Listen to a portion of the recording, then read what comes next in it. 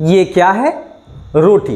तो आज हम रोटी, उसको इंग्लिश में भी रोटी ही कहते हैं, ROTI, और जो डिक्शनरीज हैं उन्होंने भी एक्सेप्ट कर लिया है कि ROTI मतलब रोटी होगा। अब हम रोटी से संबंधित वर्ड को सीखने जा रहे हैं। तो सबसे पहले देखते हैं कि रोटी बनाने के लिए किन चीज़ों की ज़रूरत होती है।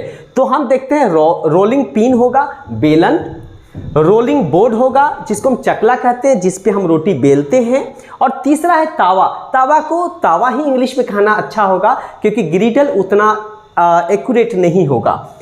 आगे हम चलते हैं, फिर क्या लेते हैं? आटा और पानी रोटी बनाने के लिए।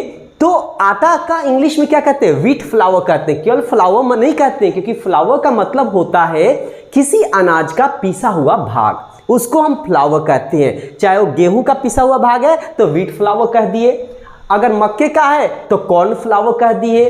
तो ये आपको जिस अनाज का पिसा हुआ भाग होगा उसको इसके पहले रख देना होता है। तो व्हीट फ्लावर मतलब आटा।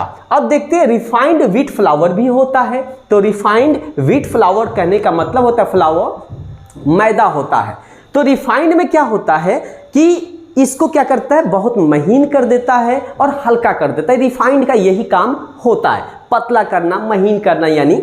तो रिफाइंड व्हीट फ्लावर मतलब मैदा हो गया। इसको वाटर के साथ यानी पानी के साथ मिक्स करते हैं एंड देन आफ्टर दैट हम उस पर प्रेशर डालते हैं और प्रेशर डालते हैं तो उस क्रिया को कहते हैं गूंथना, सानना, जिसको इंग्लिश में नीड कहते हैं। KNEAD मतलब होता है गूंथना या सानना। और तब जाके तैयार होता है हमारा डो मतलब सना हुआ आटा या गूंथा हुआ आटा। अब हम उसमें से लेकर के लोई लेते हैं, यानी लोई कब बनता है? जब हम उसको गोल करते हैं, और वो बॉल के शेप का होता है इसलिए उसको डो बॉल कहा जाता है।